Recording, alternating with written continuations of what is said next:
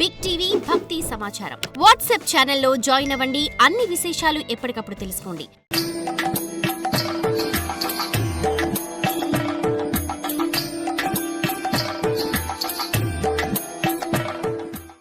పరీక్షిత్ రాజు శుకుని వల్ల ఈ ఉపదేశం 7 రోజుల్లో పొందాడు. 7 రోజుల్లో పునీతుడయ్యాడు. ఇంకో కథ వస్తుంది, వేణుడు 7 సెకండ్లో పొందాడు, 7 నిమిషాల్లో భాగవత ఉపదేశాన్ని. అంటే అత్యంత శ్రద్ధతో ఒక్క శ్లోకం చదివినా చాలు, సగం శ్లోకం విన్నా చాలు అన్నారు. అటువంటి భాగవతం యొక్క మహిమ అంత ఉంది. 7 రోజుల్లో పొంది పునీతుడై పరమహంస పదవిని పొందాడు పరీక్షితుడు. భావనాశీలుడైనటువంటి భక్తులారా, మీరందరూ కూడా వేదమనే కల్పవృక్షం నుంచి పుట్టి శుకముఖం నుంచి చులుక నోటి నుంచి జారిపడిన ఈ భాగవత రసాన్ని మరణించేదాకా త్రాగండి. నిగమ కల్పతరోర్గలితం సుఖముఖద అమృత ద్రవ సంహితం పిబత భాగవతం రసమాలయ ముహురకో రసికాభువి భావుకాహ. ఆ నోటి నుంచి వచ్చేటువంటి రసం ఉందే, రసాలు మామిడి పండు మనం అదంటే కదా మీకు అర్థమవుతుంది. భాగవతం ఉదాహరణ చెప్తే రసాలు, న్యూజూడి రసాలంటే తెలుస్తుంది మీకు, అథవా బాంబే పండు అంటే తెలుస్తుంది మీకు. న్యూజూడి రసాలంటే అది తీసుకొని తాగినప్పుడు జొల్లు జ్ఞానం వస్తూ ఉంటుంది, కింద పడుతూ ఉంటుంది. న్యూజూడి రసాలు అన్నప్పటికీ మీకు అప్పుడే వచ్చేసింది, జొల్లు వచ్చేసింది, అందరూ నోట్లో వచ్చేసింది. ఎటువంటి కాయలా వాడు కూడా తింటాడు. ఆ మామిడి పండు కాలంలో తినాల్సిందే, లేకపోతే జన్మ ఎందుకు? అట్లనే భాగవతం వినాల్సిందే, జన్మ ఎందుకు అన్నాడు. న్యూజువిడి రసాలు తింటే కదా అని అంటారు. ఏం చేసేది? అందుకని దానికి ఇక్కడ పోల్చారు. అమృత ద్రవ సంహితం సుఖముఖ అమృత ద్రవ సంహితం, సుఖముఖం నుంచి వచ్చినటువంటి అమృతమైనటువంటి ద్రవ సంహితమే భాగవతం. పరీక్షితుడు దాన్ని తాగాడు. అది చెవులతో తాగాడు. ఏం చెవులతో ఎట్లాంటి తాగేయటం ఏంటో, నోటితో కదా తాగాల్సింది. మామిడి పండు నోటితో తాగుతాం, భాగవత రసాన్ని చెవులతో తాగుతున్నాం. భాగవత రసాన్ని మరణించేదాకా త్రాగండి, వింటూనే ఉండాలట. అందుకనే ఆ యూట్యూబ్లో పెట్టారు స్వామీజీ, వింటూనే ఉండాల. ప్రహ్లాదుడు మొదలైనటువంటి అనేక మంది భక్తులు అన్ని రకాలుగా భగవంతుణ్ణి కీర్తించారంటే అందులో ఏదో బలమైన కారణం ఉండే ఉంటుంది అని మనకు అనిపిస్తుంది. ఒక్కొక్కళ్ళు సాధనకు ఒక్కొక్క కారణం ఉంటుంది. ప్రతి ఒక్క వాళ్ళ జీవన చరిత్ర తీసుకున్నప్పుడు ఏదో ఒక కారణం ఉండక తప్పదు. కానీ అందరి సాధనకు సాధారణమైన కారణం ఒకటే ఉంటుంది. అదేమిటంటే భగవంతుడు తన అవతారాలలో తన భక్తులను ఉద్ధరించిన విధానమే. నిజానికి భగవంతుడికి ఎన్ని అవతారాలు ఉన్నాయో ఎవరు చెప్పలేరు. కానీ 21 అవతారాలు చాలా ప్రసిద్ధిలో ఉన్నాయి. అందులో దశావతారాలు మరీ ప్రాచుర్యంలో ఉంది, నిజంగా ప్రచారంలో ఉంది. ఆ దశావతారాల గురించి చెప్పుకుంటే కానీ మనకు భక్తి దృఢపడదు. అందుకే భాగవత భక్తులను గురించి చెప్పుకునే ముందు భగవంతుడి దశావతారాలను సూక్ష్మంగా మనం పరిశీలిద్దాం. అవతార పరంపర. మహావిష్ణువు యొక్క అవతారాలు అనంతాలు, చెప్పలేనన్ని అవతారం. వాటిలో ముఖ్యమైన వాటిని లెక్క వేసుకుంటే ఒక లెక్క ప్రకారం 21 అవతారాలు, మరో లెక్క ప్రకారం దశావతారాలని తెలుస్తాయి. ఆ దశావతారాలని మనం కొంచెం స్మరిద్దాం. మత్స్యః కూర్మో వరాహశ్చ, మత్స్యః కూర్మో వరాహశ్చ, నారసింహశ్చ వామనః, రామో రామశ్చ, కృష్ణః కల్కి దశస్మృతాః, కృష్ణః కల్కి దశస్మృతాః. ఇక మత్స్యావతారం. మత్స్యో యుగాంత సమయే, మత్స్యో యుగాంత సమయే మనులోపలబ్ధక క్షోణీమయో నిఖిల జీవ నికాయకేతః క్షోణీమయో నిఖిల జీవ నికాయకేతః విశ్రంసితా మరుభయే సలిలే ముఖాన్మే విశ్రంసితా నురుభయే సలిలే ముఖాన్మే ఆదాయ తత్ర నిజకారక వేదమార్గాన్ ఆదాయ తత్ర విజహారః వేదమార్గాన్.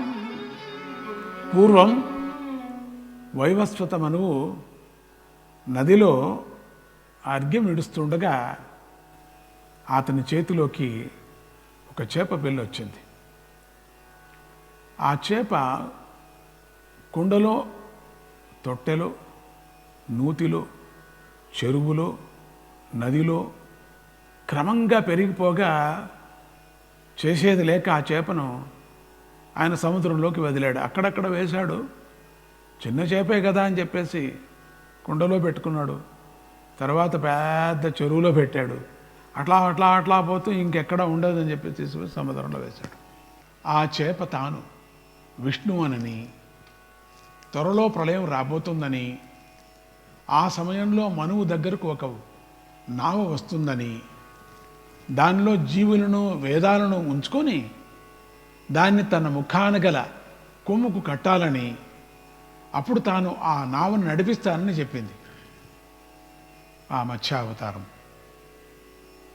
మనువు అలాగే చేసి ప్రళయ సముద్రంలో ముందుకు సాగుతుండగా సోమకుడు లేదా హయగ్రీవుడు అనేటువంటి రాక్షసుడు వేదాలను అపహరించగా మత్స్యరూపి అయినటువంటి శ్రీహరి వాడిని సంహరించి వేదాలను ఉద్ధరించాడు.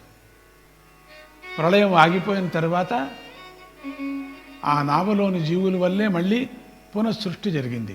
ఆ నావలో వేసుకొని వెళ్ళాడు కదా, ఏ పెద్ద నావ అది, సాధారణ నావ కాదు, చాలా అద్భుతమైనటువంటి నావ అది. ఇప్పుడుండే పెద్ద పెద్ద షిప్పులు ఉన్నాయి కదా, అటువంటి ఒక 1000 ఉండేటువంటి షిప్పులు ఉండేటువంటివి. అందుకని అవి వేరు వేరే విధాలుగా ఉండేటువంటివి. అంటే 5, 6, 7, 8, 9, 10, 11, 12 అంతస్తులు ఉండేటువంటివి. భూమి ఎట్లా ఉంటుందో అదేవిధంగా, ఆకాశం ఎట్లా ఉంటుందో అదేవిధంగా అన్నీ అదే సృష్టి రూపంతో ఉండేటువంటి ఆ నావలో నావ అని పేరు పెట్టారు. అంత పెద్ద నావను విష్ణుమూర్తి కాబట్టే ఆ సముద్రంలో లాగాడు. దాంట్లో వేసుకున్నటువంటి జీవసృష్టి మళ్ళీ పునఃసృష్టి జరిగింది. ప్రళయం అయిపోయిన మళ్ళీ జీవసృష్టి. ఈ విధంగా వేదాలను ఉద్ధరించి జీవసృష్టిని నిలిపి అనుగ్రహించిన మూర్తియే మత్స్యావతార మూర్తి అంటారు. ఇక కూర్మావతారం. క్షీరోదదామరదానవ యూధపానాం క్షీరోదదామరదానవ యూధపానాం ఉన్మత్తతామృతలబ్ధయ ఆదిదేవగ ఉన్మత్తతామృతలబ్ధయ ఆదిదేవగ ఉన్మత్నతామృత లబ్ధయాదిదేవగ పృష్టేన కచ్చపవపుర్ విదధార గోత్రాం పృష్టేన కచ్చపవపుర్ విదధార గోత్రాం నిద్రాక్షణోద్రి పరివర్త కషాణకాండూః నిద్రాక్షణోద్రి పరివర్త కషాణకండూః కషాణకండూః.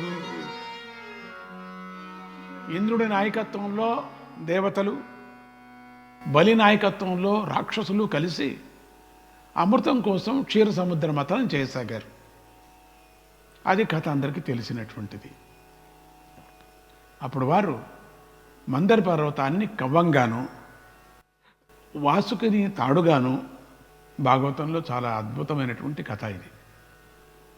అది ఎన్ని మాటలు విన్నా కూడా చాలదు మనకు. అట్లా మందర పర్వతాన్ని కవంగాను వాసుకుని తాడుగాను ఏర్పాటు చేసుకున్నారు. ఆ బరువుకు పర్వతం మునిగిపోసాగింది. అప్పుడు దేవతల ప్రార్థన వల్ల శ్రీహరి 1,00,000 యోజనాల వెడల్పు గల కూర్మంగా అవతరించి పర్వతాన్ని మోశాడు. పాపం ఆయనకు వీపు ఎంతగానో వచ్చిందో. భగవద్భక్తులు దాని గురించి పాటలు పాడుకొని ఏడిచారు. అందరూ కూర్మావతారాన్ని ఇలా స్తుతించారు. ఓ కూర్మా,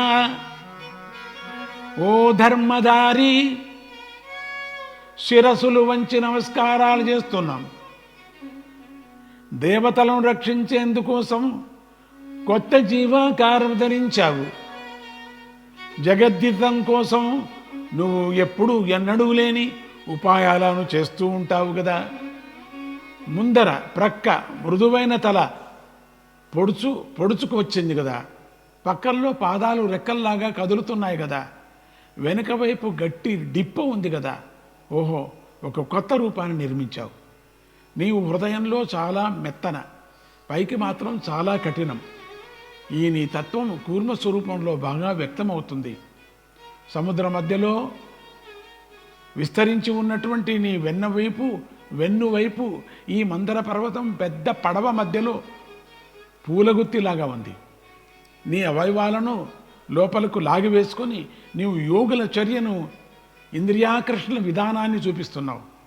ఈ పర్వతాన్ని శ్రమ లేకుండా మోస్తూ ఈ నీ త్యాగంలో మాకు సచ్చిదానందాన్ని ఇస్తున్నావు.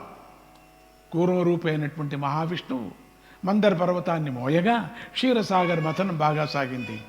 కూర్మపు డిప్పు కొండను ఒరుసుకోగా పెద్దదని వస్తుంది. ఈ మథనం వల్ల సముద్రపు అలలు కొట్టుకొని ఘోరమైన శబ్దం వస్తుంది. వాసుకి కక్కుతున్న విషజ్వాలల వేడికి అలల నురుగులు చిటపడలాడుతున్నాయి. మథనంలో ఇరుక్కున్న తిమింగలాలు బాధకు గిలగిలలాడుతున్నాయి. ఆ కొండ ఎత్తు వల్ల స్వర్గలోకానికి రాపిడి అవుతుంది. ఆ కూర్మపు పాదాల వల్ల పాతాళానికి బాధ కలుగుతుంది. దేవతలు దానవులు హుంకారాలు చేస్తున్నారు. సచ్చిదానంద స్వరూపమైన అమృత ఫలం లభించబోతూ ఉన్నది. అంతలో ముందుగా హాలాహలం పుట్టగా శివుడు దాన్ని మింగాడు. తర్వాత ఐరావతము, ఉచ్చేశ్రవము, వారుణి మొదలైనవన్నీ పుట్టాయి. చివరకు లక్ష్మీదేవి పుట్టి శ్రీహరిని వరించింది.